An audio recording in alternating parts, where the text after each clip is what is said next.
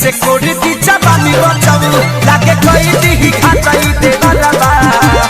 JCB से कोड़ी दी जवानी बचाऊ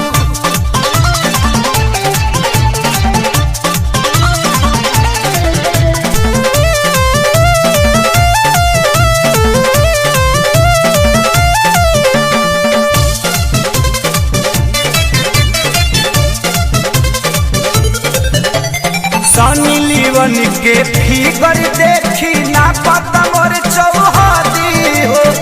परती बुझेला धरती तो हर खोल के गढ़ा कदी हो सनी लीवन के फिगर देखी ना पता मोर चौहदी हो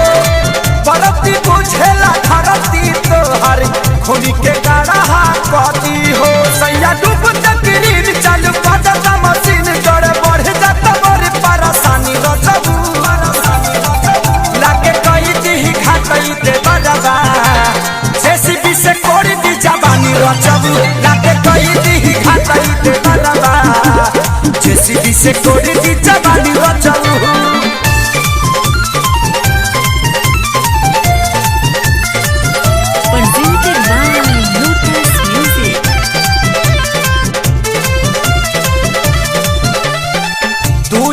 हवा बहरा पवन लगले खेला खेली हो हाथी खानी सूढ़ भिड़ा के कहियो अंदर ले ली हो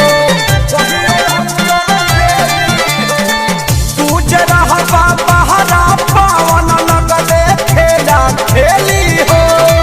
हाथी खानी सूढ़ भिड़ा के कहियो अंदर ले ली हो सुन सुन संतारी का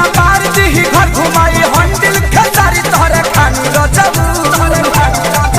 लागे कई दी घाटई दे बरबा जेसीबी से कोड़ी दी जवानी रचबू लागे कई दी घाटई दे बरबा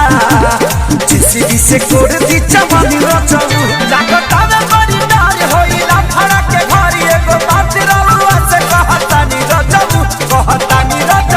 लागे कई दी घाटई दे बरबा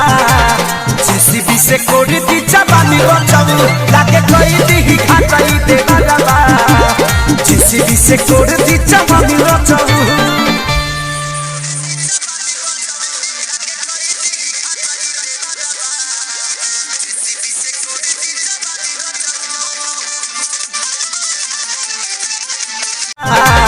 जेसीबी से कोड़ी दी जवानी बचाऊ लागे कोई दी घाटई दे बरबा